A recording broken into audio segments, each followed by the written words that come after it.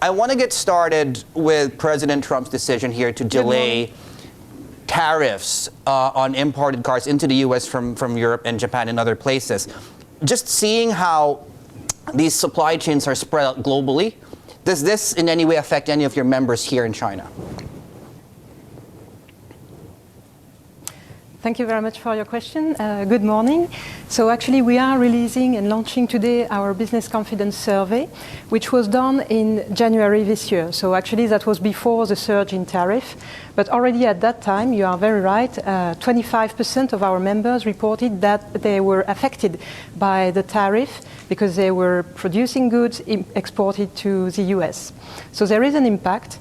There are concerns. So far, there has not been that many change in terms of supply chain, but some of our members are considering moving their supply chain.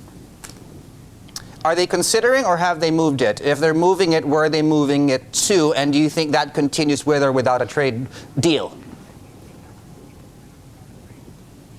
Actually, this is quite minor. Some of them moved already, and they moved towards ASEAN countries or Europe. But again, that's a very minor proportion of our members.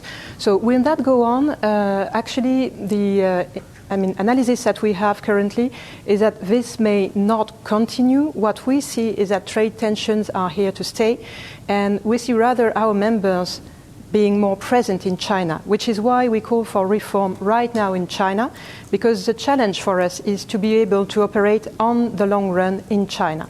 China is not a booming, an emerging economy anymore. This is a mature economy, and the main call from our survey is to have a reliable, a predictable, a fair and transparent business environment so that we can go on in China.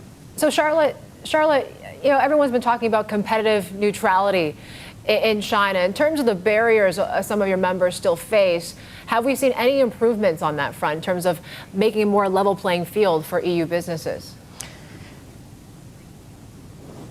There was some improvement in terms of market access, especially last year. So we saw some improvement in terms of, I would say, reduction of the negative list. What we may keep in mind is that the foreign investment negative list is not the only one set up in China. There is a free trade zone negative list, but most of all, there is a market access negative list, which impacts actually both Chinese and foreign companies.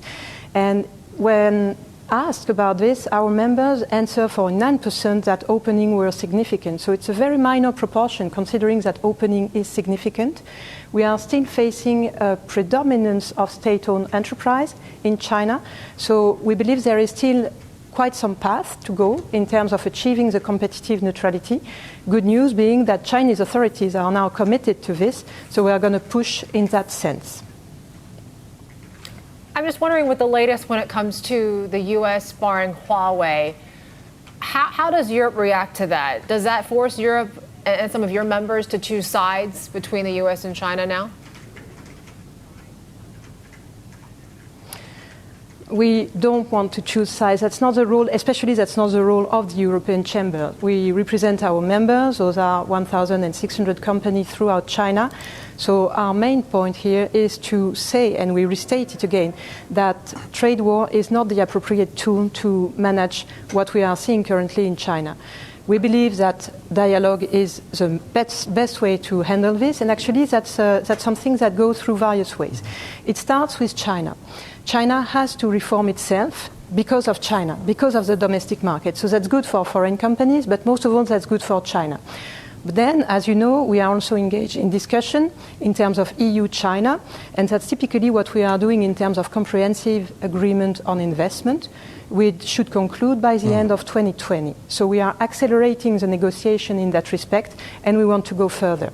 I will just touch briefly on the other elements, which are obviously multilateral, institutional change, and in there I'm thinking about the WTO, and being complete, because I mentioned China in itself, I should mention Europe in itself, because as you know, we worked on a screening mechanism, and we are also working on public procurement for Europe.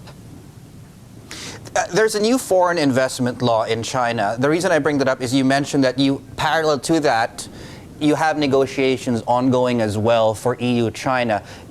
How do those two things relate, and what is in those negotiations? What are you hoping to get out of that?